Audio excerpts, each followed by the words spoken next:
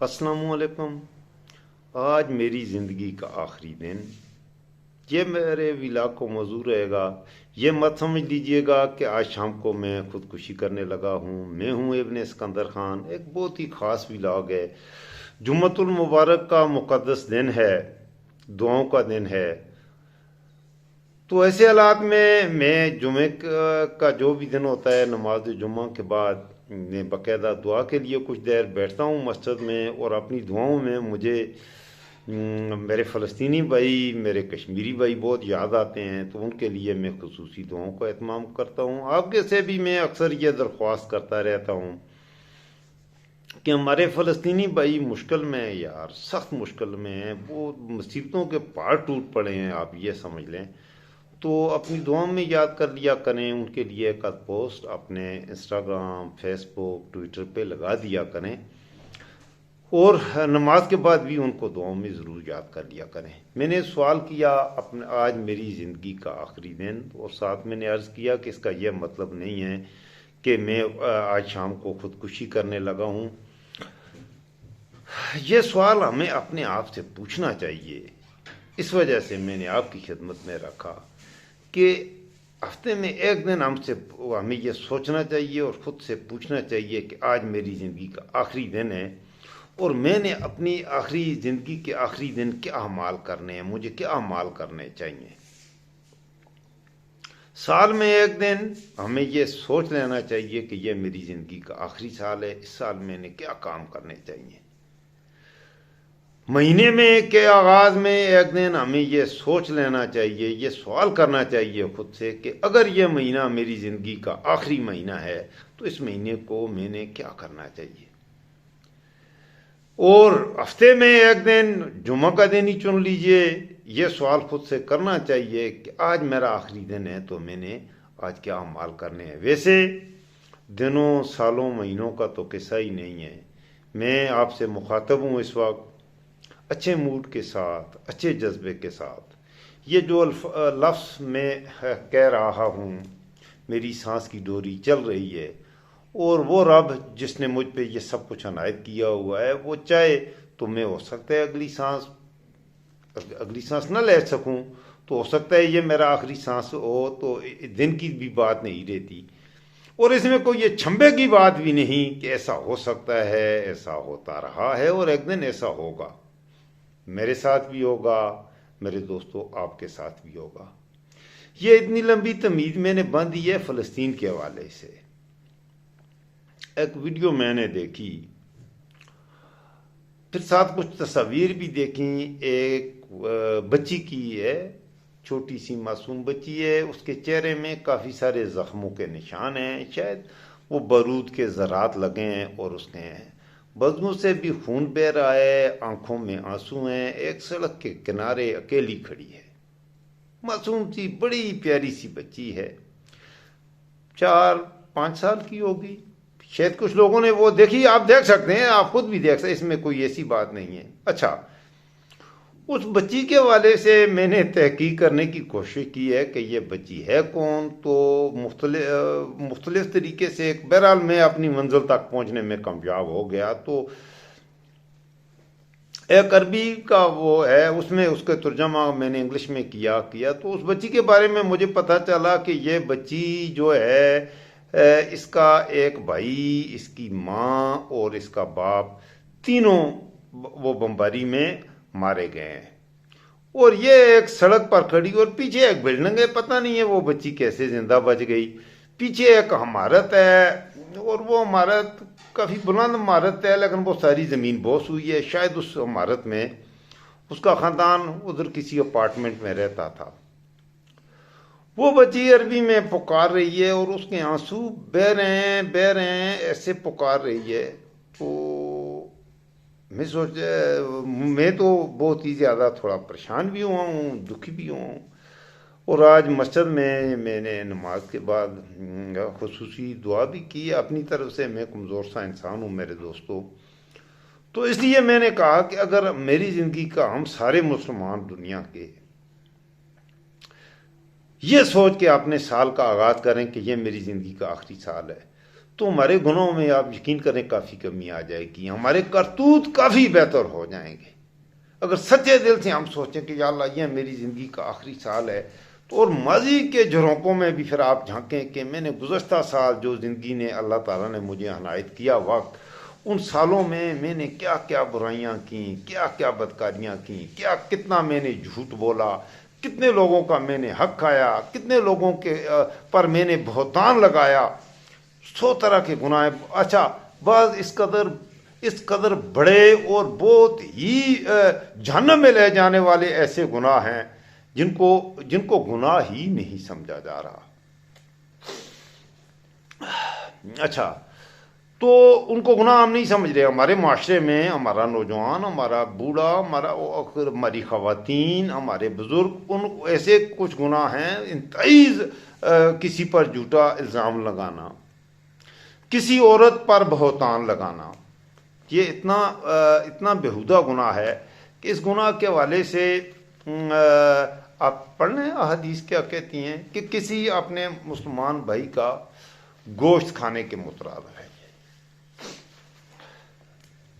زندہ اس کا کچا گوشت آپ نے، تو کیا آپ اس کا کر سکتے ہیں؟ باقی ایک صحابی کے حوالے سے واقعہ بھی اس میں ہے، اسلام کے حوالے سے آپ اگر دیکھیں نبی صلی اللہ علیہ وسلم کی تعلیمات میں، تو یہ کوئی معمولی گناہ نہیں ہے۔ آج ہمارے ملک میں قوم کو منزل پر لے جانے والے قوم کے رہنما ایک دوسرے کی بیویوں پر، بیٹیوں پر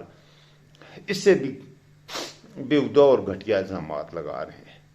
اس ملک پر اللہ کا قہر نہیں آئے گا تو اللہ کی طرف سے انعام ہوگا کیا؟ وہ لوگ جنہوں نے قوم کو کی رہنمائی کرنی ہے، اب اس کی میں مثالیں دینے لگوں تو بہت سی مثالیں آپ کے سامنے ہیں۔ میں کیا مثالیں دوں؟ کیا کچھ ہے جو ہمارا لیڈر نہیں کر رہا، اور ہم یہاں انٹرنیٹ پر بیٹھ کر ہمارے اینکر، ہمارے اینکریاں ان کی تعریفیں فرما رہے ہوتے ہیں، اور ان کی مدح سرائی ہو رہی ہوتی ہے، ان کے حق میں قصیدے پڑھے جا رہے ہیں، ان کی تعریفیں کی جا رہی ہیں، اور میڈیا میں ہماری قوم کا نوجوان ان کو دیکھنا چاہتا ہے، ان کے جھوٹ، ان کی بکواسات، ان کی لغویات سننا چاہتا ہے، اور سچی بات سننے کے لیے تیار نہیں ہے، حق بات سننے کے لیے بھی تیار نہیں ہے، اسے مزہ آ رہا ہے۔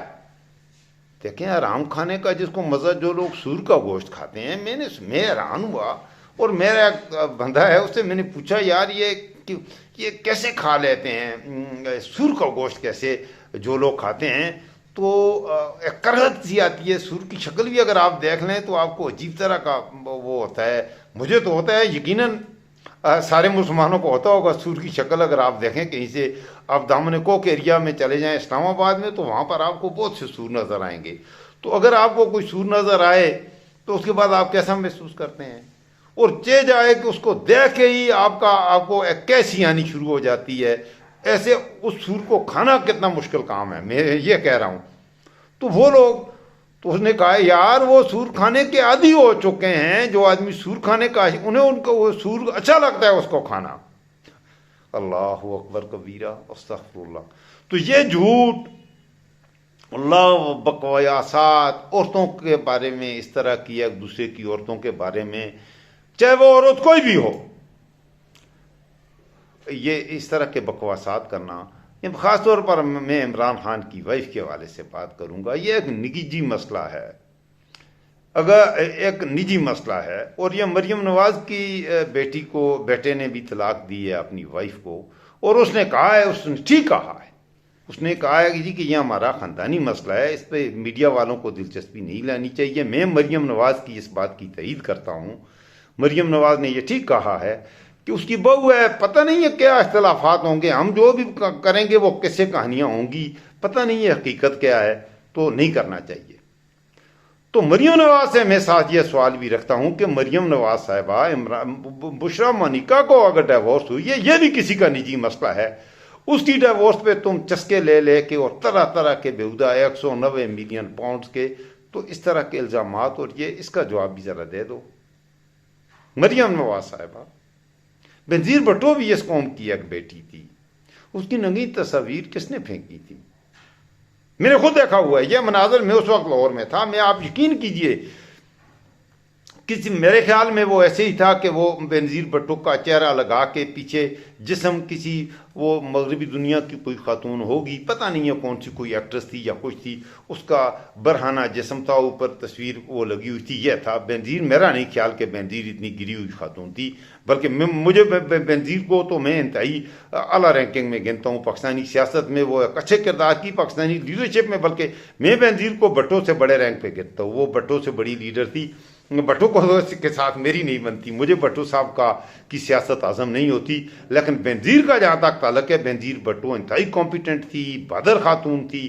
اور سیاسی حوالے سے بھی اسے گفتگو کرنی بھی آتی تھی، اس سے ہر بات کا سلیقہ پاکستان کی مروجہ سیاست کا بہرحال آتا تھا۔ تو کس نے کیا اس کی یہ تصاویر؟ تو اس حوالے سے میں کہہ رہا ہوں کہ میرے دوستو، میں عام آدمی کو، اور یہ ہمارے اوپر یہ جو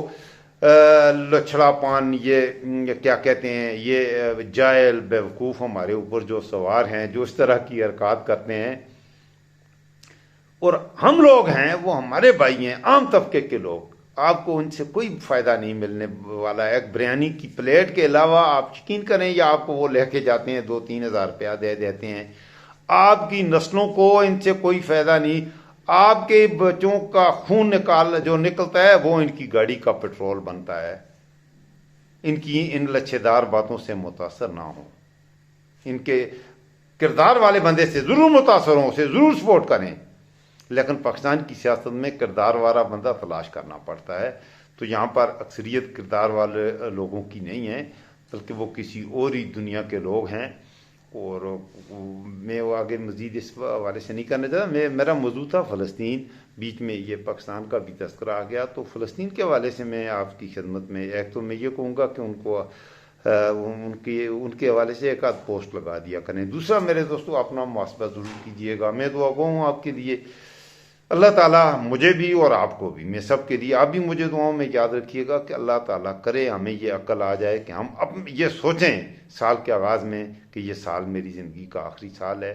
ہم سوچیں ہر مہینے کے شروع میں کہ یہ مہینہ میری زندگی کا آخری مہینہ ہے، اور ہم یہ بھی سوچیں، ویک میں ایک دفعہ ضرور سوچ لیں کہ یہ ہفتہ میری زندگی کا آخری ہفتہ ہے، بلکہ دن کو اگر سوچیں تو یہ تقویٰ کی اعلیٰ منزل پہ پہنچنے کا طریقہ ہوگا کہ ہم ہر نماز کے بعد سوچیں، نماز کے شروع میں یہ سوچ لیں، اس کے بعد نماز ادا کریں کہ شاید یہ میری زندگی کی آخری نماز ہے۔ تو آپ یقین کریں، خدا کی قسم، ہمارے ملک میں انقلاب آ جائے گا، ہمارے ملک میں خوشحالی آ جائے گی، سب کچھ بہتر ہو جائے گا، اور کسی چیز کی، نہ ہمیں کسی لیڈر کی ضرورت ہے، نہ ہمیں کسی اور وسیلے کی، ہمارے ملک سے کرپشن ختم ہو جائے گی، انصاف ملے گا۔ صرف ہم یہ سوچنا شروع کر دیں کہ آج یہ جو میں نے نماز پڑھنی ہے، وضو کریں تو اس وقت یہ سوچتے ہوئے وضو کریں کہ یہ میں آخری بار وضو کر رہا ہوں، اور اس کے بعد شاید یہ میری آخری نماز ہو۔ اللہ تعالیٰ مجھے، آپ کو، جو کچھ میں نے کہا، مجھے بھی اس پر عمل کرنے کی توفیق دے، اور آپ کو بھی توفیق کر کے اپنا خصوصی خیال رکھیے گا، مجھے بھی دعاؤں میں یاد رکھیے گا۔ السلام علیکم۔